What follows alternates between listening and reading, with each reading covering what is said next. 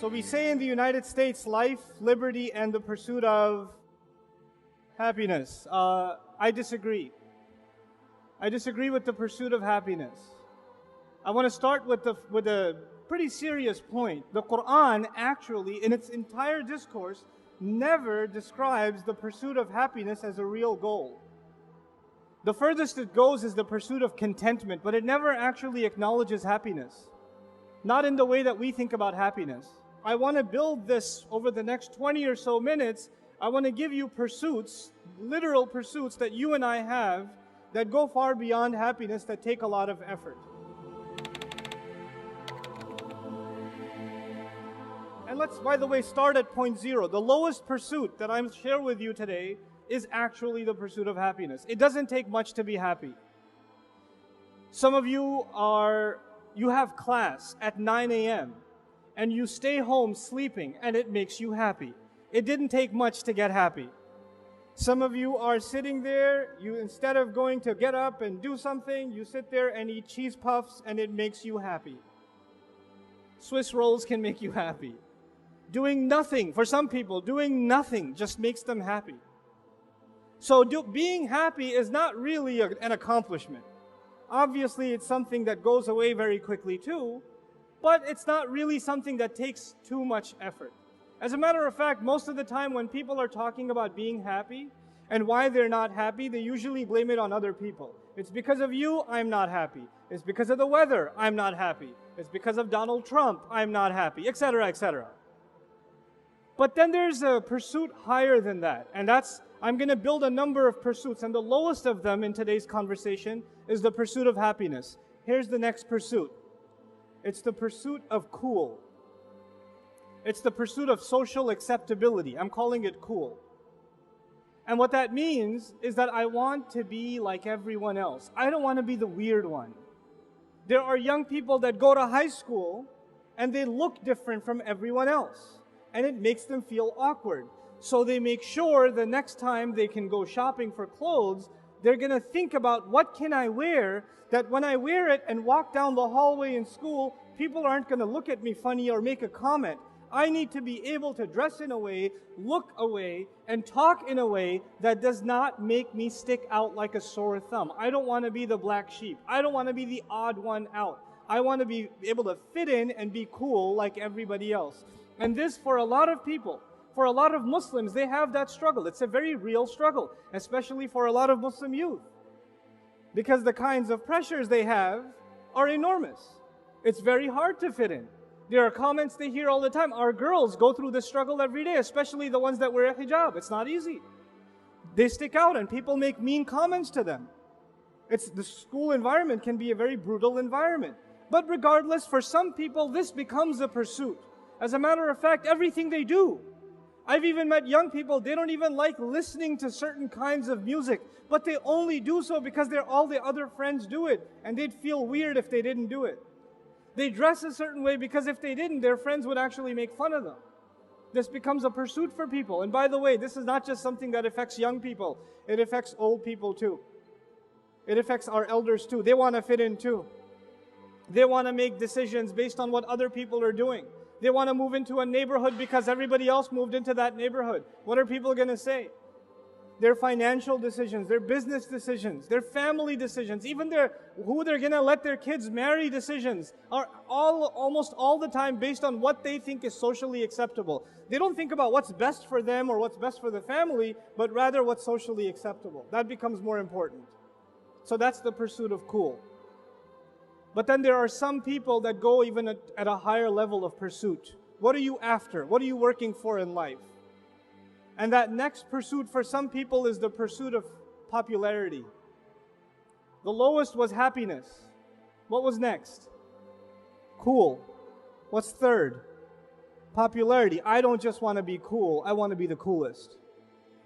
For some people, it's not enough that they're cool, they blend in. They need to wear the most expensive clothes. They need to be the loudest in the bunch. They need to get the most attention. They need to be seen as, the one that everybody else wants to be around. These are people that live off of attention. They need attention. There are other people that are perfectly happy being invisible in life. There are people that go to your school and work in your offices, and they work there for 10 years and you don't even know they exist because they'd rather be invisible. And then there are people who live off of attention. They need it. And the way they get it is by any means necessary. Some celebrities are like that nowadays. They're good examples. They'll do anything to get attention. If they're musicians and their music doesn't sell anymore, then maybe they'll just get involved in some scandal. At least some other magazine, some tabloid is going to mention them. At least they're getting attention somehow. So there's the pursuit of happiness, followed by the pursuit of what? I forgot. Cool. Followed by the pursuit of what? Popularity. Popularity. And some people live for that. That's what they do. That's what their life is about. Above popularity, however, there are people who pursue something even higher. And they pursue prestige. They pursue prestige. Let me tell you what that means.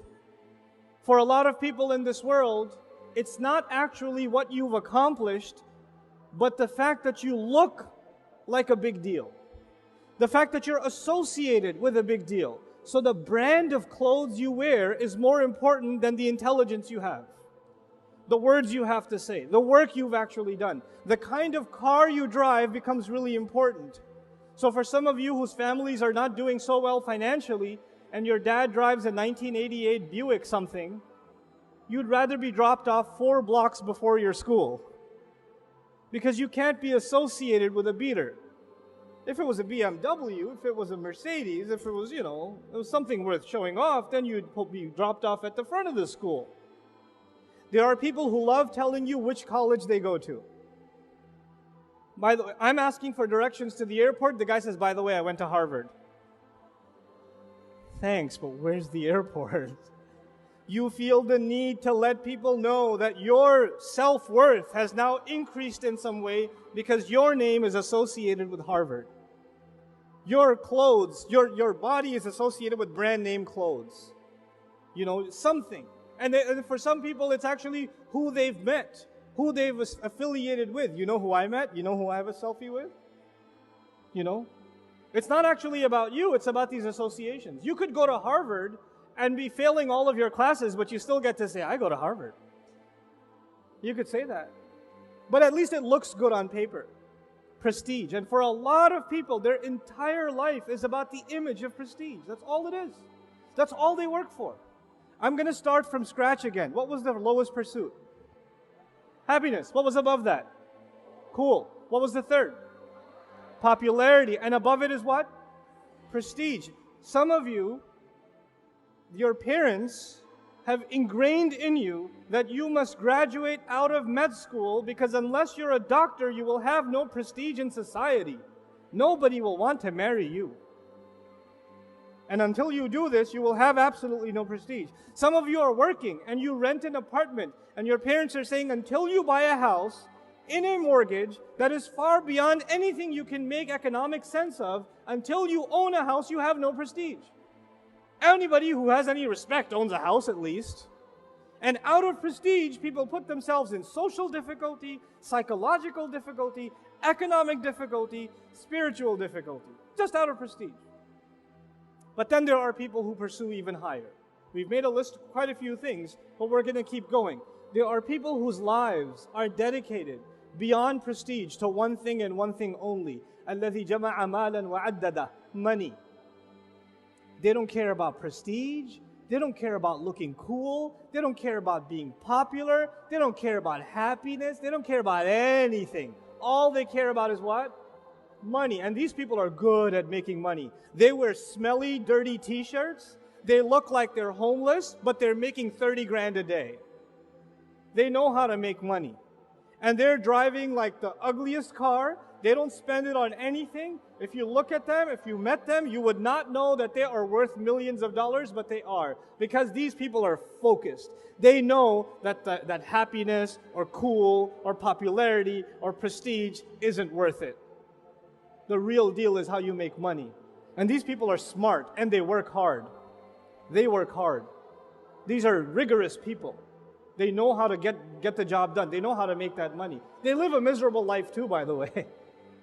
Because they spend all of that energy, and they have a God-given gift. Maybe they're entrepreneurs or they're really good at their career and they know how to get those promotions. They exhaust every bit of their energy in this direction, and they leave behind a family that's been abandoned. They don't have much in terms of friends. They don't really even take care of their own health. They are miserable in every other aspect of life. The only time you see them come alive is when there's talk about the business, when there's talk about the next investment, when there's talk about moving the career further. That's all they pursue. So that's money. I forgot the list. What was the first one? Happiness. Then cool. Then popularity. Then prestige. And on top of that one, money. And then there are people, and by the way, as I go up, it takes more effort, if you notice. Happiness, eat a banana and be happy. It doesn't take no effort. Being cool requires a little more effort. You want to get popular, you got to do some stuff. You got to make some more effort. You want to get prestige, it's going to cost you. You want to get to make money, you're going to put a lot of work in. You understand? As we go higher up, it takes more and more grit, more and more work, more and more effort on your part. Now the pursuit above that is actually pretty amazing. It's the pursuit of excellence. It's the pursuit of excellence. There are people among the audience here that are wired that way. They don't care about money or anything else I just mentioned. All they care about is being number one. They don't want to just pass the class. They want to be the highest grade. They don't want to graduate. They want to be the valedictorian. They don't want to be the basketball player that made the team. They want to be the MVP. And these people are never satisfied. They're never satisfied. They could get 100 on every exam and they're still like, I need to do more. I'm not doing enough. They could be winning they could be an athlete and they are ahead of their entire team. They've broken every record and they still don't take a rest because they're constantly fighting not against an opponent, but against themselves. They're constantly looking to say to themselves, I haven't done enough. I haven't pushed enough. I haven't gone far enough. And these are some incredible people in the world. These are people, you'll find these people athletes. You'll find them, some of these are entrepreneurs and scientists. Some of these people are researchers. Some of these people are activists, community activists. But they have one thing in common. This grit. They're constantly pushing themselves further. They're not like if they were in a race and they were ahead of everybody else by 100 feet, they wouldn't slow down. They wouldn't say, well, at least I'm winning. No, I've got to beat my own record. That's how these people think. They are in pursuit of what? Excellence. And these are very few people in the world. Most of us, when we get to a passing grade, we're like, Most of us, if we're doing okay, if we got a B, you would be happy. These guys, they would be crying if they got an A. You met some of these psychos in school. They get a 99 and cry about it. You met those people? You want to slap them across the face so hard. You got a 75 and you went to Umrah to thank Allah. But these people got a 99 and they're like, how did I make that 1 point mistake? And then they're arguing with the teacher for extra credit and you just want to run them over after the school day is done. Right? That's what you want to do with them. But you understand they're wired differently. They're not like you and me. They're different. This was the pursuit of excellence. There are people that aren't, even being excellent isn't enough because excellence is actually just about yourself. That's still just about yourself. You want to be better than anybody else and yourself. You want to crush your own record. It's still focused on you. Then there are people that say life is bigger than just aspirations that I have for myself. I want to change the world in some way. I want to leave an impact on this planet. I want to make my neighborhood a better place, my school a better place, my government a better institution, my country a better nation. I want to help children around the world. I want to help this industry or that industry. I don't just want to be the top engineer. I want to be the top engineer that develops, clean water programs and invents things that are going to help villages across the world that have a clean water problem. I don't just want to be a doctor. I want to create solutions that can provide medical support to places and people who can't afford it. I want to change the world for the better. I lose sleep over this all the time. And they, by the way, they have the drive for excellence already. But that excellence is not for themselves. it's for others. These people are concerned with impact. And there are a lot of young people today that are graduating out of top schools across the United States, Europe, Australia. They get their MBAs, they have 4.0 GPAs, they can get six-figure salaries even in their senior year of college, and they turn it down because they want to work for a nonprofit for not even half the salary. Because what drives them is not money, it's not even excellence. What drives them is what? Impact. What drives them is impact. And by the way, people that are driven by impact are very few people in the world. Most people just want to think about themselves. Most people just want to think about their own.